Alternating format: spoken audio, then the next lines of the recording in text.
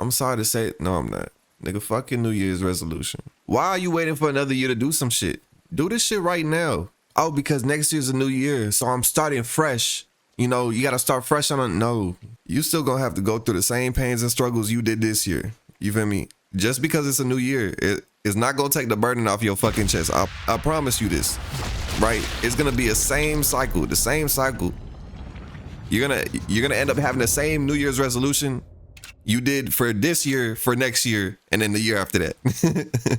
I'm laughing because it's true, but it sounds so stupid when you say it out loud. What we need to stop doing is overthinking it. Just stop thinking about it at all. We need to set the goal. Most likely the first thing that you thought of that you wanted to do. Oh, I want to do this. Do the shit. That's it. Because every time you overthink, decide to procrastinate, what does it do? It makes you stop, right? You start it and then you stop it. Or you think about it too much, so you don't start it.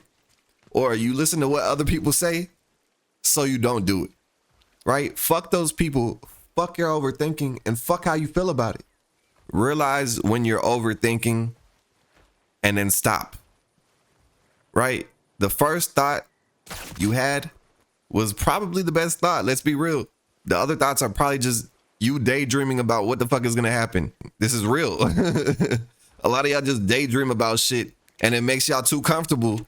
And then you're just like, nah, it was better in my head. Nigga, fuck your head, okay? The first thought you had was probably the best thought. And not only that, don't overplan. Fuck that shit. Do not overplan. Because it's probably going to go nothing the way you hoped. Like, nigga, you don't see the future. So what do? You live in the present, right? You do. An obstacle comes, you continue through it. And then you do, and then you do, and guess where we're at? We're fucking here, right? We've done it, right? Hopefully along the way you're learning shit and you're not just doing dumb shit, right? Pick up from what you're doing wrong, pick up from what you're doing right, improve on it, and keep going. We both know this is not gonna be sweet. You're not taking candy from a fucking baby, I promise you. You're not. And also the fact that you probably overthink might be making this shit way harder. Say you wanted to be the best fucking gambler in the world, right? You go to the casino. Every time you bet on slots, every time you do some blackjack game, you start hitting. Then you get overconfident because you realize you don't fucking lose. And then what happens? You lose. And then you lose again. And then you lose again. And then you go home, realize you lost all your fucking money. And you want to understand why you lost. It's either that or you just give up. There's also the possibility of you becoming an addict and never learning, but we're not going to get into that. 99% of y'all just give up. The other 1% will probably be like, okay, let me figure this out. And what do? They start realizing they don't know shit about what the fuck they were just doing. They don't know shit about gambling for real. They don't know the statistics behind it. They don't know the psychology behind it. And what do? They continue and improve. I'm not saying you're going to be the best gambler in the fucking world, but you could be. And I'm also not saying gamble, okay? This applies to anything. Have you ever heard of the Dunning-Kruger effect? So you're the gambler, right? You start up here thinking you know everything because you just been winning. Thinking everything is easy because you found a little knowledge on gambling, right? You found a little cheat code.